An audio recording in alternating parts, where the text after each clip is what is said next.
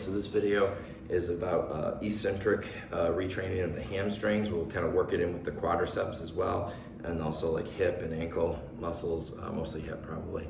But just trying to understand the relationship between those better, and specifically with like knee pain issues, or if you're post-surgical, post-operative in your status for your knee.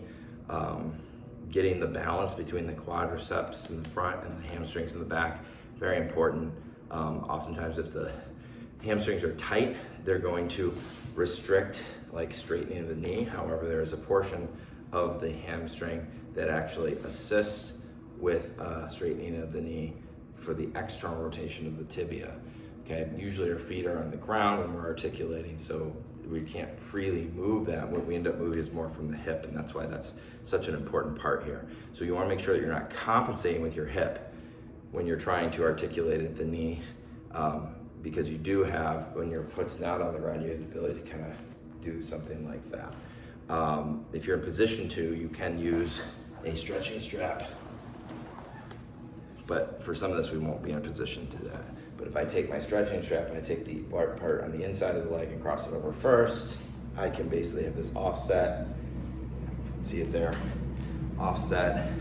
Where when I take up the slack, it kind of helps to level my foot and keep the arch active and intact, so I can simulate, if I'm actually bearing weight, how that would be tensioning in relationship to the knee muscles and the hip muscles. So that can be beneficial too in certain positions, but it may not apply to everything we're going to do here, maybe not any of it. So I'm going to first lie on my stomach, and what I want to do here is have my toes off the end of, say, your bed, if you're lying sideways on your bed, or if you don't have a footboard or headboard in the way.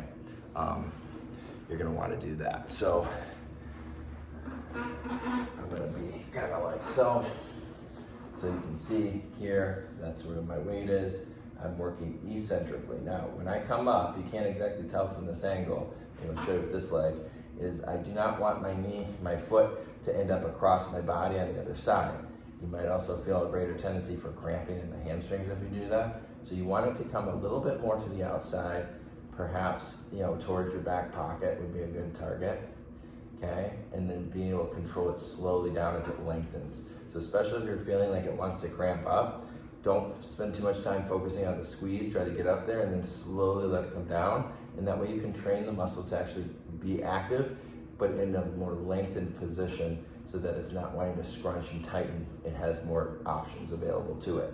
But see, if that foot's like wavering, you gotta keep it a little more to the outside. Think about lining up in that lane.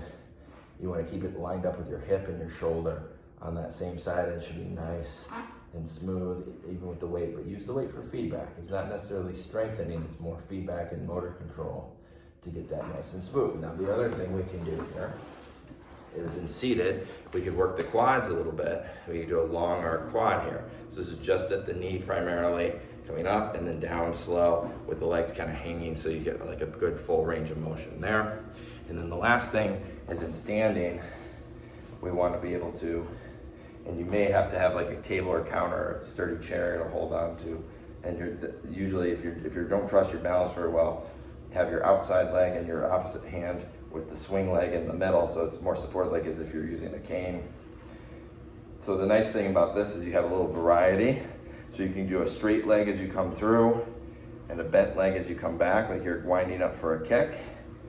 Or you can reverse it. You can do a bent knee in the front and more of a straight leg behind. Or you can do straight leg in the back, straight leg in the front. This is going to be more hip, right? So I'm not articulating the knee very much. Although when I lift here, we'll work that rectus femoris, which is a hip flexor and a knee extensor. Okay? Or when bent knee coming back. Oh, speaking of which, there's one thing I forgot, which is that curling kick.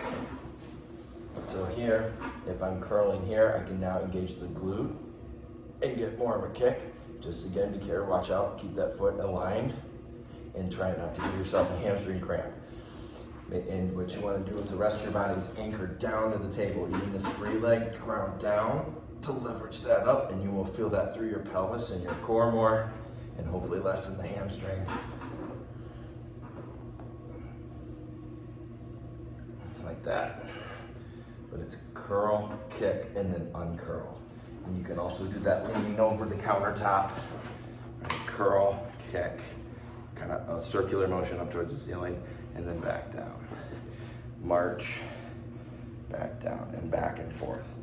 And then alternating different types just to have some variety and get the coordination of all those aspects of flexion, extension, mixing and matching between the hip and the knee aspects.